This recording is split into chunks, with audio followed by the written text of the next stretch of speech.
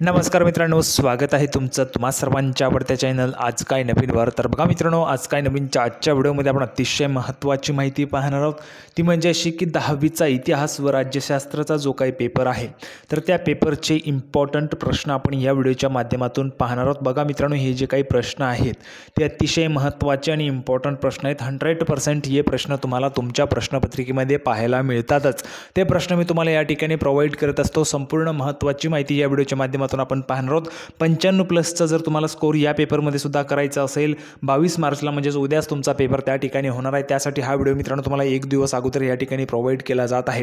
तर बघा, व्हिडिओला लाईक करा, व्हिडिओ आवडला असेल तर व्हिडिओ लाईक करा, व्हिडिओला जास्तीत जास्त शेअर करा आणि चॅनलला अजूनही सबस्क्राईब केलं नसेल तर लवकरात लवकर सर्वच्या सर्व विद्यार्थ्यांनी चॅनलला सबस्क्राईब करून घ्यायचे आहे. 10वी-12वीच्या परीक्षेच्या संदर्भात तुम्हाला मार्गदर्शन केलेलंच आहे. रिझल्ट संदर्भातच्या अपडेटसुद्धा चॅनलमार्फत प्रोव्हाइड केल्या जातात. त्यासोबतच 10वी-12वीच्या नंतर काय करिअर करायचं, करिअरचं गायडन्ससुद्धा तुम्हाला आपल्या चॅनलमार्फत केलं जात असतं. तर चॅनलला सबस्क्राईब करून घ्यायचं आहे. तर बघा, इतिहास व राज्यशास्त्राचा जो काही तुमचा पेपर होणार आहे उद्या, तर त्या पेपरचे इम्पॉर्टंट प्रश्न आपण या व्हिडिओच्या माध्यमातून पाहणार आहोत. तर बघा, संपूर्ण इम्पॉर्टंट प्रश्न मी तुम्हाला या ठिकाणी दाखवतो. तर बघा मित्रांनो, ऑफिशियल जी काही प्रश्नपिढी आहे त्यावर आपण आलेलो आहोत. यामधूनच मित्रांनो इम्पॉर्टंट प्रश्न तुम्हाला पाहायला मिळणार आहे. तर बघा, पाहू शकता, महाराष्ट्र शासन शालेय शिक्षण व क्रीडा विभाग, राज्य शैक्षणिक संशोधन व प्रशिक्षण परिषद महाराष्ट्र, मार्च 2024ची मित्रांनो ही क्वेश्चन बँक या ठिकाणी तुम्हाला देण्यात आलेली आहे. तर बघा, या क्वेश्चन बँकमधीलच तुम्हाला प्रश्न पाहायला मिळतात. बघा, standard 10th subject history and political science म्हणजे इतिहास व राज्यशास्त्र. सूचना बघा काय, फक्त विद्यार्थ्यांना प्रश्न प्रकारांचा सराव करण्यासाठी करून देण्यासाठीच. दुसरं म्हणजे सूचना, सदर प्रश्नसंचातील प्रश्न बोर्डाच्या प्रश्नपत्रिकेत येतीलच असे नाही, याची नोंद घ्यावी. या ठिकाणी मित्रांनो जरी असं म्हटलेलं असेल तरी सुद्धा मागील 2-3 वर्षांचा अनुभव माझ्याजवळ आहे आणि त्या अनुभवाच्या जोरावर मी तुम्हाला सांगतो की याच प्रश्नपेढीमधील प्रश्न तुम्हाला तुमच्या प्रश्नपत्रिकेमध्ये त्या ठिकाणी पाहायला मिळतच असतात. त्यासाठी मित्रांनो तुम्हाला प्रश्नपेढी जी आहे त्या ठिकाणी उपलब्ध करून दिली जाते. तर बघा, यामध्ये जर आपण पाहिलं तर एक तुम्हाला पेपरचा पॅटर्न अगोदर लक्षात घ्यायचा आहे. प्रश्न पहिला 1st to 5 हे जे आहे ते मित्रांनो इतिहासावर त्या ठिकाणी असणार आहेत प्रश्न. आणि जर आपण गेलात तर बघा 6 ते 9 हे जे प्रश्न आहेत ते तुम्हाला राज्यशास्त्रावर असणार आहेत. एवढं तुम्हाला लक्षात घ्यायचं आहे. ठीक आहे. प्रश्न क्रमांक 1 ते 5 इतिहास यावर विचारले जातील. प्रश्न क्रमांक 6 ते 9 हे राज्यशास्त्र या विषयावर त्या ठिकाणी असणार आहे. आता बघा, इम्पॉर्टंट प्रश्न कोणकोणते तर बघा, प्रकरण पहिल्यामध्ये इतिहास लेखन पाश्चात्य परंपरा. यामध्ये जर आपण पाहिलं तर बघा, दिलेल्या पर्यायांपैकी योग्य पर्याय निवडून विधाने पूर्ण करा. 1 गुणांसाठी हा प्रश्न तुम्हाला त्या ठिकाणी दिला जाईल. तर बघा, आधुनिक इतिहास लेखनाचा जनक डॅश डॅश यास म्हणता येईल. तर बघा, 4 ऑप्शन्स आहेत: वॉल्टियर, रेने देकार्त, लिओपोल्ड रांके आणि कार्ल मार्क्स. तर या 4ही ऑप्शन्सपैकी एक ऑप्शन्स तुम्हाला निवडायचा आहे. 1 गुण तुम्हाला या ठिकाणी मिळून जाणार आहे. तर अशा पद्धतीने मित्रांनो हे जे काही प्रश्न आहेत तुम्हाला प्रश्नपत्रिकेमध्ये विचारले जातील. जसं आर्किओलॉजी ऑफ नॉलेज हा ग्रंथ डॅश डॅश यांनी लिहिला. तर Karl Marx, Michael फुको, Lucia favour, volunteer.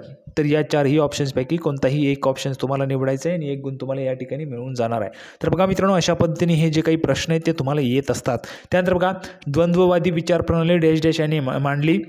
हे जे मित्रांनो हे निवडक प्रश्न आहेत आणि याच प्रश्नांमधून तुम्हाला तुमच्या प्रश्नपत्रिकेमध्ये प्रश्न जे आहेत ते त्या ठिकाणी पाहायला मिळतात. तर अतिशय चांगल्या पद्धतीने तुम्हाला तुमचा जो पेपर आहे उद्या होणार आहे, तर त्या उद्या होणाऱ्या पेपरच्या 1 दिवस अगोदर तुम्हाला ही जी काही प्रश्नपेढी आहे ती तुम्हाला उपलब्ध करून देतोय, म्हणजे जेणेकरून तुमचा चांगल्या पद्धतीने अभ्यास व्हावा आणि चांगला तुम्ही स्कोर त्या ठिकाणी करावा.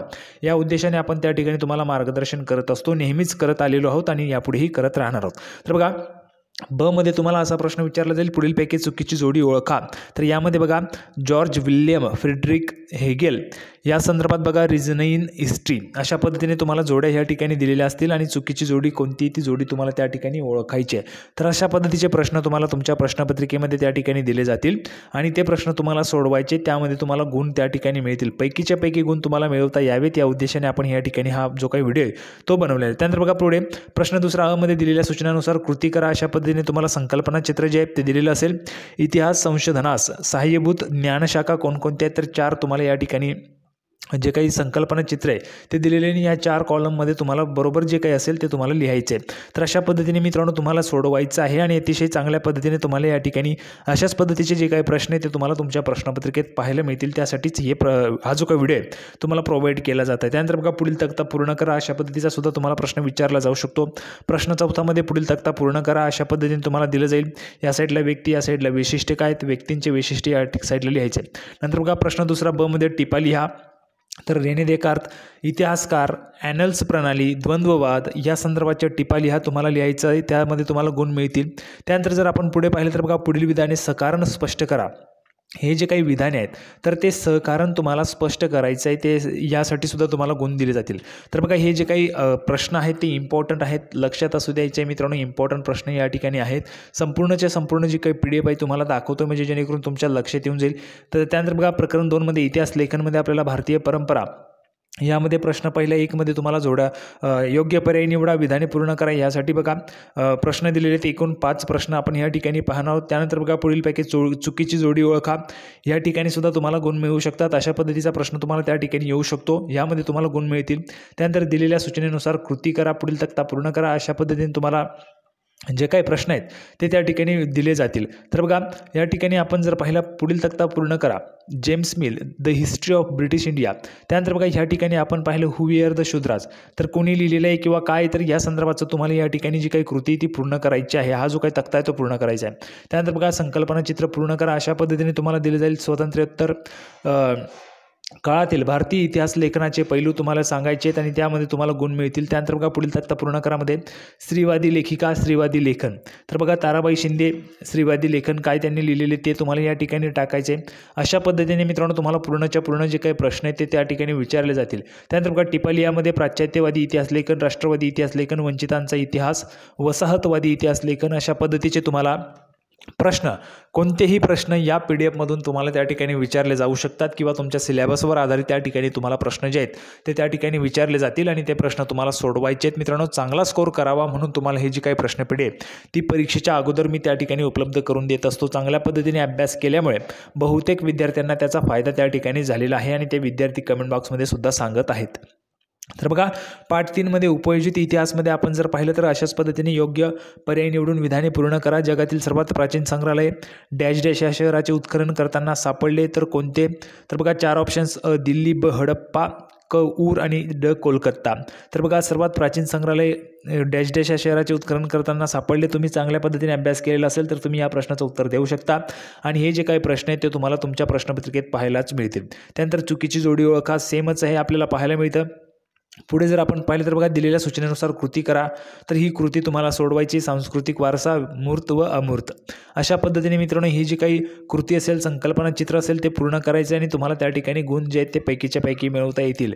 तर बघा, अशा पद्धतीने संपूर्ण जर आपण या ठिकाणी पाहिलं तर बघा, संपूर्ण इतिहासाचे मी तुम्हाला या ठिकाणी सांगितले. आता राज्यशास्त्राचं सुद्धा सांगतो, म्हणजे जेणेकरून तुम्हाला चांगल्या पद्धतीने त्या ठिकाणी अभ्यास जो आहे तुमचा त्या ठिकाणी होऊन जाईल. त्यानंतर बघा, पुढे आपण जाणार आहोत. आता पुढे राज्यशास्त्राच्या संदर्भात आपण या ठिकाणी पाहणार आहोत. राज्यशास्त्रामध्ये कशा पद्धतीने तुम्हाला विचारलं जातं. तर बघा, प्रकरण 9 ऐतिहासिक ठेवांचे जतन. इतिहासमध्येच हे येतं, इतिहासचाच हाच प्रश्न या ठिकाणी आहे आणि यामध्ये सुद्धा आपण पाहिलं तर अशा पद्धतीने तुम्हाला विचारलं जाऊ शकतं. संकल्पना चित्र पूर्ण करा. कोशाचे प्रकार 4 तुम्हाला कॉलम दिले जातील आणि ते कॉलम तुम्हाला भरायचे आहेत. नंतर भारतीय कोड वाङ्मय कोश वाङ्मय या ठिकाणी तुम्हाला जे काही कॉलम दिले आहेत ते कॉलम तुम्हाला भरायचे.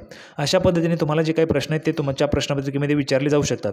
आता बघा, या ठिकाणी राज्यशास्त्राला सुरुवात झाली. राज्यशास्त्रामध्ये जर आपण पाहिलं तर प्रश्न क्रमांक 6 ते 9 यामध्ये तुम्हाला राज्यशास्त्राचे प्रश्न विचारले जातील. 6वा प्रश्नसुद्धा तुम्हाला बघा, योग्य पर्याय निवडून विधाने पूर्ण करा. यासाठीच तो तुम्हाला प्रश्न जो आहे तो त्या ठिकाणी विचारला जाणार आहे. तर अशा पद्धतीने मित्रांनो एकूण जे काय आहे ते तुम्हाला 9 प्रश्न तुमच्या प्रश्नपत्रिकेमध्ये पाहायला मिळतील आणि इम्पॉर्टंट प्रश्न जे आहेत ते तुम्हाला ह्या ठिकाणी मी स्पष्ट करत आहे, म्हणजे जेणेकरून तुमचा जो काही स्कोर आहे या ठिकाणी 95+ झाला पाहिजे. दोन्ही जे सब्जेक्ट आहेत तो दोन्ही पेपर जे आहेत ते मिळून. आता बघा, उद्या होणारा पेपर आणि 26 मार्चला जो तुमचा पेपर होणार आहे हे दोघंही पेपर मिळून तुमचा जो काही स्कोर आहे तो 95+ झाला पाहिजे. या उद्देशाने आपण तुम्हाला योग्य मार्गदर्शन त्या ठिकाणी मागच्या पेपरमध्ये सुद्धा करत आलो आणि या पेपरमध्ये सुद्धा तुम्हाला योग्य मार्गदर्शन केलेले आहेत. इम्पॉर्टंट जे काही प्रश्न आहेत त्या प्रश्नांची तुम्हाला जी काही PDF आहे किंवा प्रश्नपेढी तुम्हाला उपलब्ध करून दिलेली आहे आणि हे प्रश्न तुम्हाला तुमच्या प्रश्नपत्रिकेमध्ये पाहायलाच मिळतील. तर बघा, स्वतंत्र भारतातील पहिले मुख्य निवडणूक आयुक्त म्हणून डॅश डॅश यांची नेमणूक झाली. तर बघा, TN शेषन आहे, सुकुमार सेन, नीला सत्यनारायण, डॉक्टर राजेंद्र प्रसाद. तर यामध्ये जे काही बरोबर असेल ते तुम्हाला त्या ठिकाणी लिहायचं आहे. तर अशा पद्धतीने मित्रांनो हे जे काही प्रश्न आहेत ते तुम्हाला तुमच्या प्रश्नपत्रिकेमध्ये येतील आणि त्यामधून तुम्हाला सोडवायचं आहे. तर बघा, संपूर्ण जी काही प्रश्नपेढी आहे तुम्हाला आपल्या टेलिग्राम चॅनलला उपलब्ध होऊन जाणार आहे. ज्या ज्या विद्यार्थ्यांना हवी असेल त्यांनी टेलिग्राममध्ये जाऊन त्या ठिकाणी डाउनलोड करायचे किंवा मग आपल्या कमेंट बॉक्समध्ये टेलिग्राम लिहून पाठवा किंवा मग IMP लिहून पाठवा. तुम्हाला ही जी काही PDF आहे ती आपल्या टेलिग्राम चॅनलला त्या ठिकाणी प्रोव्हाइड केली जाणार आहे. तर बघा मित्रांनो, अशा पद्धतीचा महत्त्वाचा व्हिडिओ होता. अपेक्षा आहे सर्व विद्यार्थ्यांना हा व्हिडिओ आवडला असेल. व्हिडिओ आवडला तर लाईक करा, जास्तीत जास्त शेअर करा. आपण पुन्हा एकदा भेटणार आहोत पुढच्या व्हिडिओमध्ये अशाच पद्धतीची महत्त्वाची माहिती घेऊन. तोपर्यंत धन्यवाद.